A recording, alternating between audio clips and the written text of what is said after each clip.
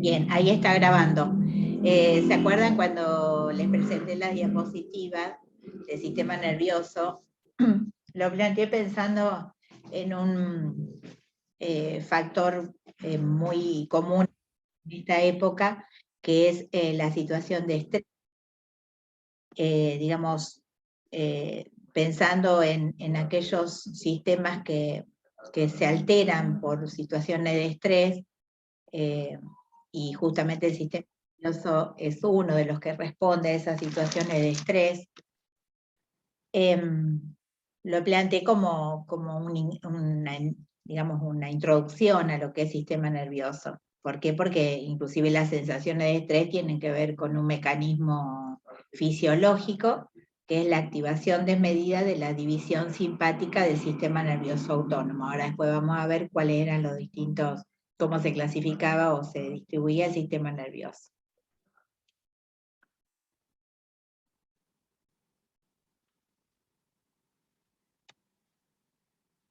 Bien, y acá una de las cosas que yo les planteaba el otro día cuando hicimos la introducción, un poco que tiene que ver con el trabajo de ustedes, muchos de ustedes ya están trabajando en sistemas de salud, por lo tanto saben de qué estoy hablando, es el aumento de patologías mentales,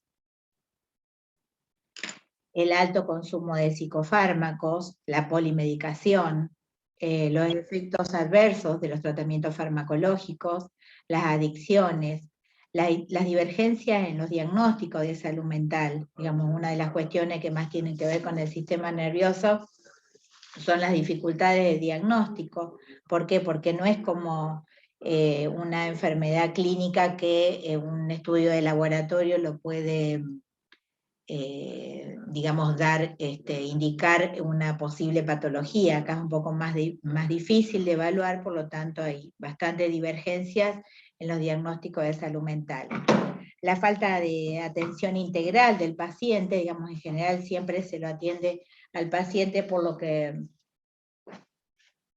representa, por las dificultades que representa, digamos, desde el punto de vista psicológico, psiquiátrico, y por ahí no, a veces no se tiene en cuenta que hay ciertas alteraciones biológicas que pueden estar desencadenando esos síntomas, o pueden estar desencadenando esos síntomas, o los posibles tratamientos que se dan para distintas enfermedades también pueden generar ese tipo de síntomas.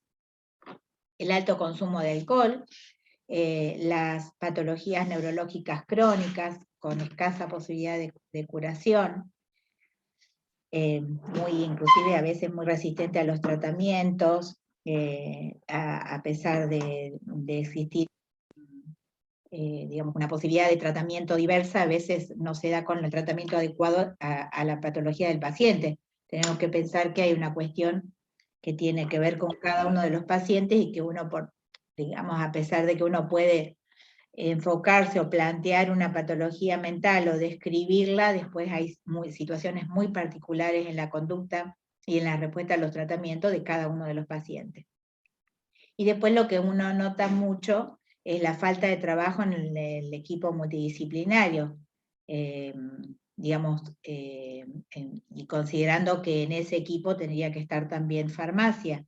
La mayoría de los tratamientos del sistema nervioso son tratamientos farmacológicos acompañados de tratamientos psicoterapéuticos, por lo tanto, el personal de farmacia debería estar en ese equipo multidisciplinario. Las preguntas más frecuentes son si cuando hablamos de depresión, tanto unipolar como bipolar, hay algún cambio en el cuerpo humano. ¿Por qué es tan difícil tener diagnósticos certeros y perdurables? ¿Por qué hay que ir digamos, controlando continuamente el paciente e ir evaluando el desarrollo de la patología y saber si hay algún cambio en el diagnóstico? ¿Cuáles son los factores que influyen en la salud mental? Si los hábitos pueden ser un factor de riesgo. ¿Por qué los tratamientos farmacológicos son tan extensos? ¿Por qué generalmente son polifarmacológicos? ¿Por qué tienen un alto riesgo de efectos adversos? Eso tiene una explicación biológica. si es posible prevenir los trastornos mentales y cómo modificar la conducta de los pacientes respecto al consumo de psicofármacos. Digamos, en esto, digamos, se necesita trabajar mucho a nivel de salud en cuál es, digamos, la atención médica que informe correctamente al paciente o a algún familiar en algunos casos, si el paciente no está en condiciones de manejar el tratamiento.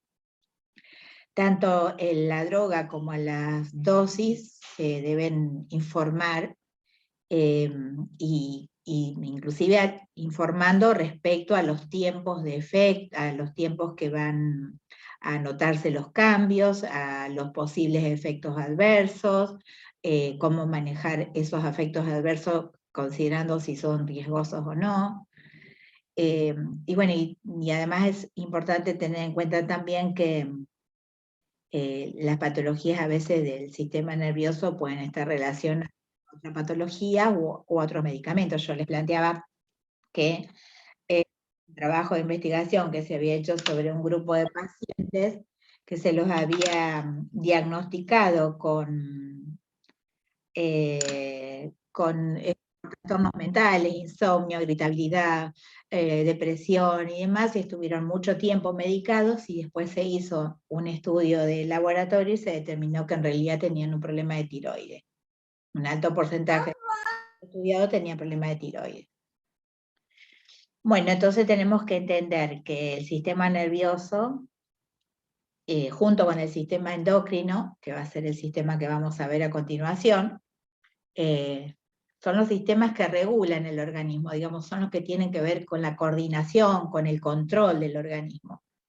El modo en que cada uno de los sistemas actúa es diferente. El sistema nervioso lo hace mediante impulsos nerviosos, considerando siempre estímulos externos e internos, y el sistema endocrino lo hace liberando hormonas, que son sustancias que son liberadas por determinado tipo de glándulas, y que circulan generalmente algunas por la sangre hasta llegar al órgano blanco, o sea, el órgano sobre el cual van a producir su efecto. Nosotros tenemos que pensar que el sistema nervioso está formado por millones de células. Esas células después vamos a ver cuáles son dos tipos de célula, con una estructura determinada de acuerdo a la función que cumplen, y que esa intricada organización del sistema nervioso tiene que ver con lo que hacemos cotidianamente: caminar, correr, hablar, pensar, aprender, coordinar, razonar, planificar, escuchar un estímulo, escuchar música, escuchar un sonido, responder frente a un estímulo físico doloroso. Esas cuestiones están controladas por el sistema nervioso, que se divide en dos: el sistema nervioso central y el sistema nervioso periférico. El sistema nervioso central, formado por el encéfalo, dentro del encéfalo está el cerebro, cerebelo y bulbo raquídeo, y por la médula espinal. Y el sistema nervioso periférico, que es un sistema nervioso somático, donde tenemos nervios sensitivos, nervios motores y nervios mixtos. Después tenemos el sistema nervioso autónomo, y el sistema nervioso autónomo se divide en sistema simpático y parasimpático. Justamente el término autónomo se refiere a que no tenemos control sobre ese sistema nervioso. Y bueno, como todo sistema, ¿se acuerdan cuando trabajamos con sistema musculoesquelético o tegumentario? Es importante porque las propiedades y las funciones que cumple ese sistema, las características de ese sistema, van a depender del tipo de células que lo forman. Y en el caso del sistema nervioso tenemos lo que son las neuronas y las neuroglias, o sea, células que están especializadas para cumplir, por ejemplo, la neurona, para cumplir la función de transmitir el impulso nervioso. La neurona que posee, bueno, dendritas, núcleo, un axón, y el botón terminal que también termina en dendritas, y recubierto el axón por una vaina de mielina. Y dentro del grupo de las neuronas distinguimos como neuronas sensitivas, motoras y de asociación. La estructura de esas neuronas es igual, es la estructura típica de una neurona. La diferencia en la clasificación es de acuerdo a cuál es la función y el lugar donde se encuentran, o sea, todas aquellas neuronas que están por debajo de la piel, son las que conectan directamente o que captan los estímulos externos, a través inclusive también de los órganos de los sentidos, y van a transmitir esos impulsos hasta el sistema nervioso central.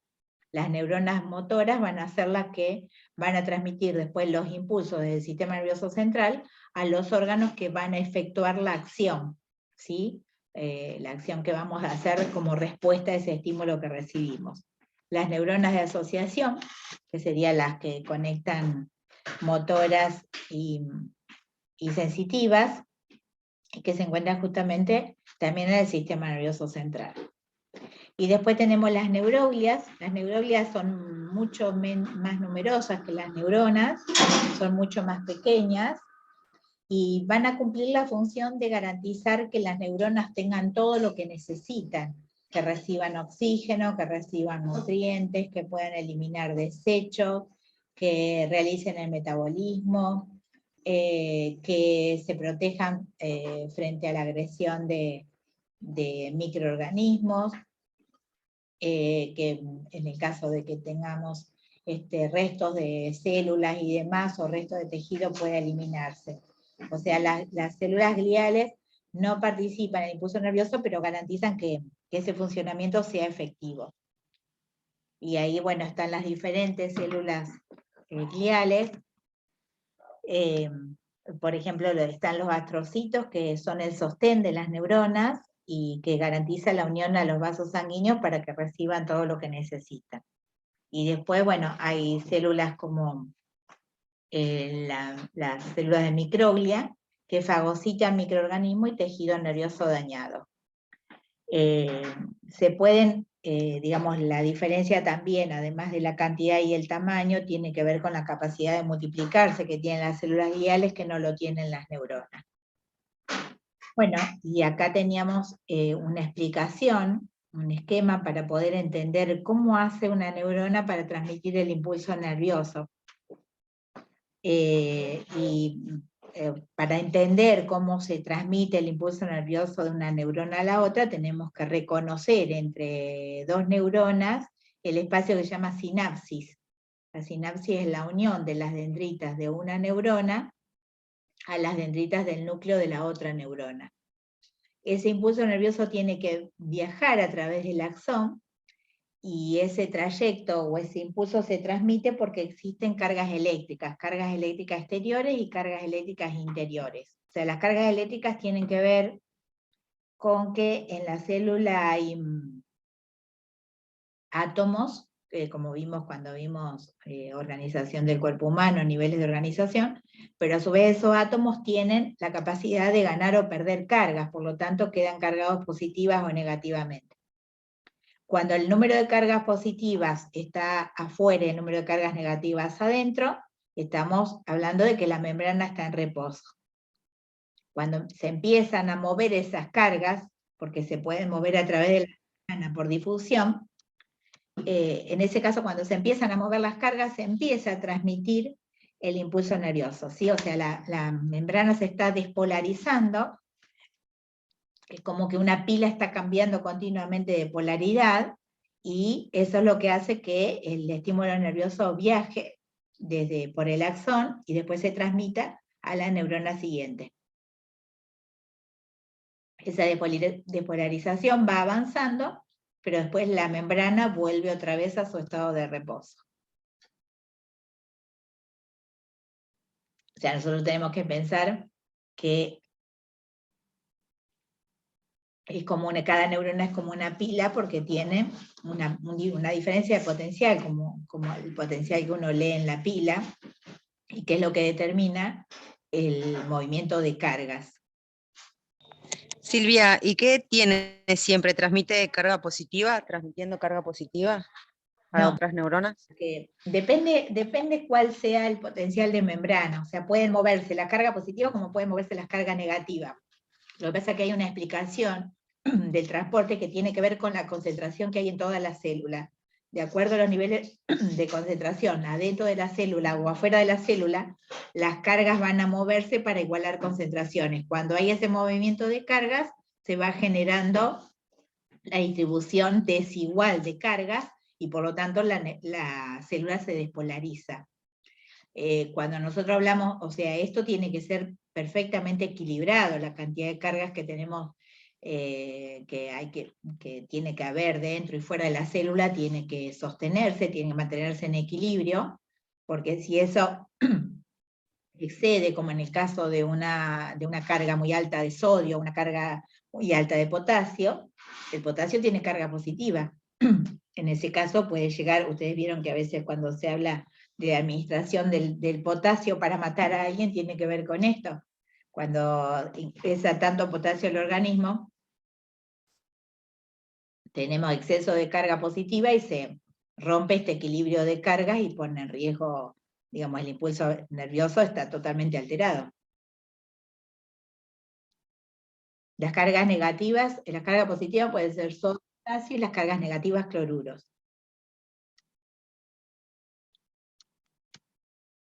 Bueno, acá está la explicación de lo que dije recién, del movimiento de las cargas, que tiene que ver con la despolarización y la transmisión del impulso nervioso y la recuperación. Y acá no termina todo con transmitir ese movimiento de cargas y de transmitir el impulso nervioso. Existe un potencial de membrana, sino que además tiene que haber sustancias al final de una de las neuronas, que esa sustancia tiene que moverse hasta la otra neurona, en el espacio intersináptico. O sea, hay sustancias, esas sustancias se las llaman neurotransmisores, justamente porque transmiten el impulso nervioso. Están en la neurona presináptica en vesículas, y se liberan de las vesículas y se transmiten a la neurona postsináptica, que tiene receptores que captan esos neurotransmisores. Y esos neurotransmisores son muy importantes porque tienen que ver con muchas patologías, síntomas o conductas relacionadas con el sistema nervioso. Si, por ejemplo, la acetilcolina, que participa en la contracción de los músculos voluntarios y contribuye a la memoria; la noradrenalina, que estimula las emociones y mejora el estado de ánimo y la coordinación muscular; y la dopamina mejora la coordinación muscular y su escasez causa el mal de Parkinson; y la serotonina, que se relaciona con el sueño y con las emociones. La serotonina es la sustancia que se mide cuando hay posible diagnóstico de depresión, porque la serotonina está disminuida, y por lo tanto, cuando ustedes vean la parte de farmacología y vean el mecanismo de acción de los antidepresivos, justamente lo que tienen el grupo de antidepresivos que más se utiliza, tiene una función de inhibir la recaptación de serotonina, ¿sí? Lo que es la sertralina, venlafaxina, desvenlafaxina, tienen la función justamente de la fluoxetina, de influir en la recaptación del neurotransmisor, y por lo tanto tratar de disminuir los síntomas de la depresión. Después tienen, bueno, dijimos que en el encéfalo teníamos cerebro, bulbo raquídeo y cerebelo. Esos son los más importantes. Bueno, después está el cuerpo calloso, que forma parte del cerebro, está el puente de Barolio, y tenemos que pensar que además tiene esta estructura de órganos blandos, tiene que tener de algún modo una protección con respecto a lo que es amortiguar impactos y demás. Por lo tanto, entre la caja craneana, la cavidad craneana y estos órganos blandos, hay 3 membranas que se llaman meninges, y entre esas meninges hay un líquido cefalorraquídeo, que sería el que actúa como un amortiguador de los impactos, y que además tiene la capacidad de digamos, tratar de que el sistema nervioso reciba la irrigación sanguínea para obtener los nutrientes y oxígeno. Bueno, si bien no hay una delimitación tan exacta como se ve acá en cuanto a dónde están las distintas funciones que coordina el cerebro, pero más o menos hay una relación directa entre lo que es la zona occipital y la visión, el habla en la zona temporal, lo que tenga que ver con la capacidad cognitiva y el comportamiento en la frontal, y parietal tiene que ver con la capacidad de sensibilidad. Bueno, acá muestra un poco cómo es la estructura del cerebro, un tamaño tiene un peso aproximadamente de 1,2 kg, bueno, tiene la forma ovoide, ocupa la cavidad craneana, y se distingue una corteza cerebral, que tiene mayormente materia gris, y en la corteza cerebral hay una zona motora que controla los movimientos voluntarios, la sensorial, que es la que recibe todos los estímulos provenientes de los órganos de los sentidos, ¿sí? De nariz, oído y vista, y justamente tenemos la zona de asociación, que sería la que controla lo que es la memoria, el pensamiento y el aprendizaje. Y acá tenemos, bueno, el cerebelo también es el segundo órgano en tamaño, tiene una función importante porque coordina los movimientos musculares y el equilibrio, y aumenta y ayuda a mantener la postura y el tono muscular. Por eso cuando nosotros tenemos dificultades por el alcohol o por otra cuestión, o a veces por los medicamentos, en poder ubicar una llave o en mantenerse en distinta posición parados, eso quiere decir que ahí está la función del cerebelo está afectada por la acción del alcohol o de alguna droga. Y además tiene que ver con los movimientos voluntarios, el de correr, el moverse, hablar. Después está el tronco cerebral, que conecta el encéfalo y la médula espinal. Tiene 3 zonas: mesencéfalo, puente de Barol y bulbo raquídeo. En este caso, el bulbo raquídeo tiene que ver con funciones muy importantes del organismo, que es la frecuencia cardíaca, la respiración y la presión, los parámetros que se miden a través del control de signos vitales. Y después tenemos tálamo, hipotálamo, y si ustedes se acuerdan, el hipotálamo lo habíamos nombrado como el regulador o el centro de control de la temperatura corporal. También participa en el apetito, el metabolismo de grasas y algunas emociones como la ira. Después tenemos el sistema límbico.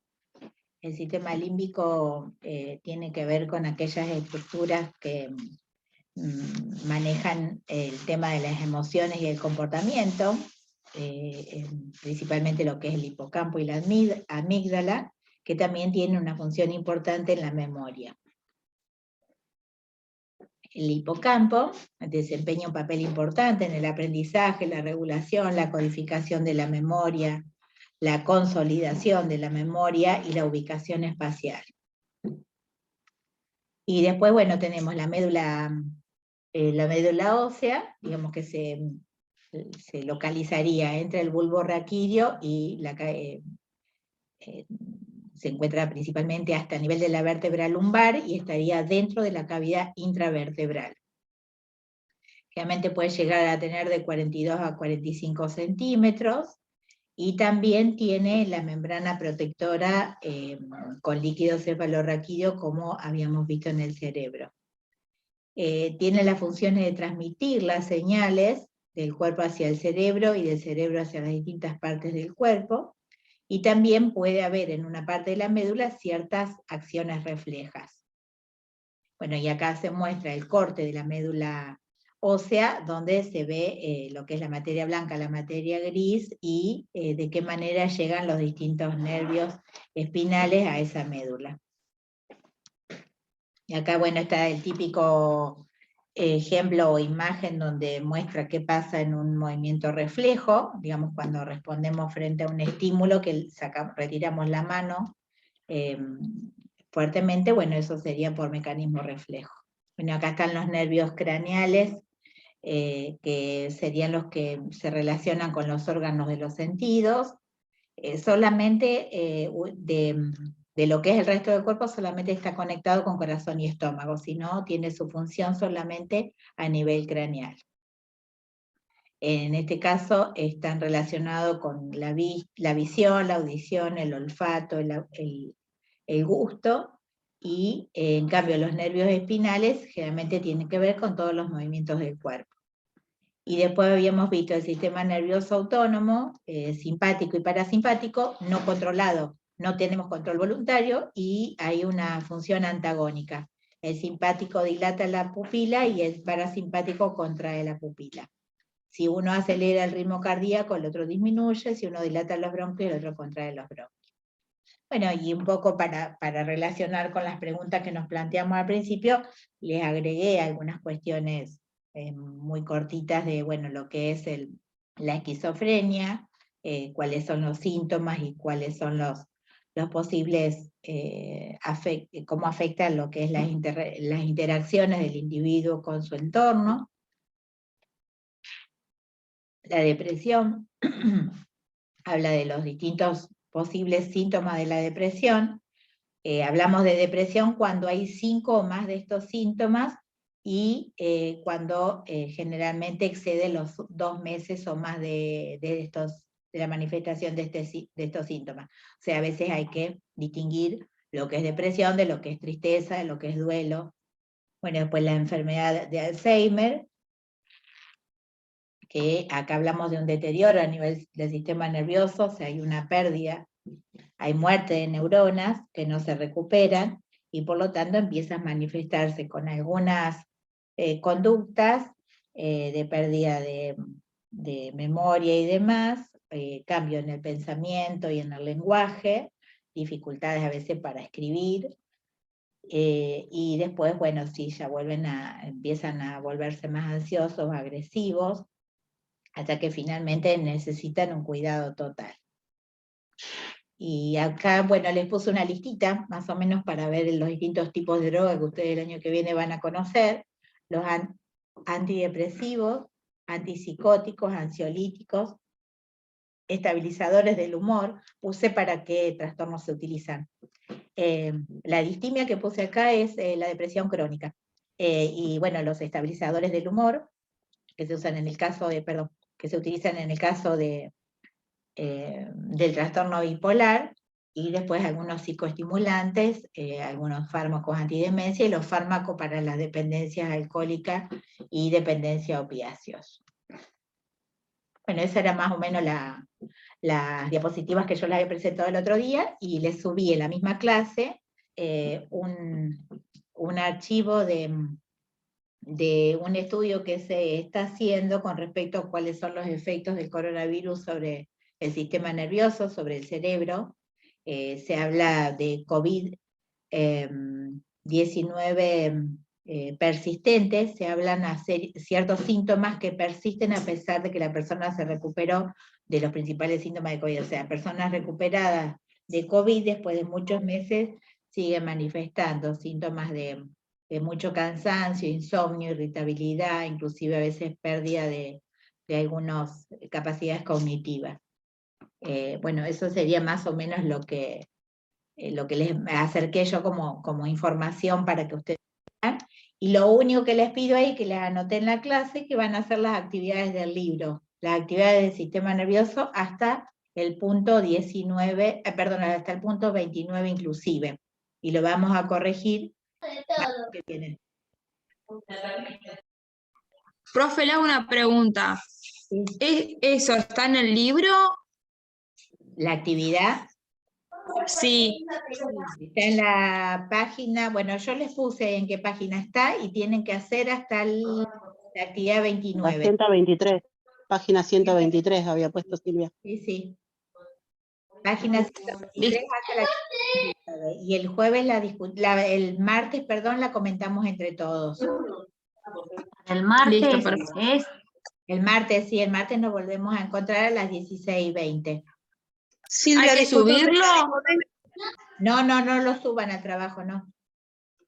¿Podés repetir, Silvia, porque se escuchó todo entrecortado? ¿Qué número de páginas? Galaxy J7, ¿quién sos? Porque entraste recién, pero no sé quién sos. Aparece Lucero Lourdes. Lucero. Página 123 creo que es, ¿no? Porque no tengo acá, yo se los puse en la clase. Sí, sí, 23. sí, 123. Sí. Hasta la actividad 29 y la corregimos acá entre todos por la clase sincrónica el martes a las 16:20. Gracias. Listo, chicos. O sea, profesora, ¿Sí? sería hasta la página 125, sí, hasta la actividad Sí, sí, 29. sí, sí.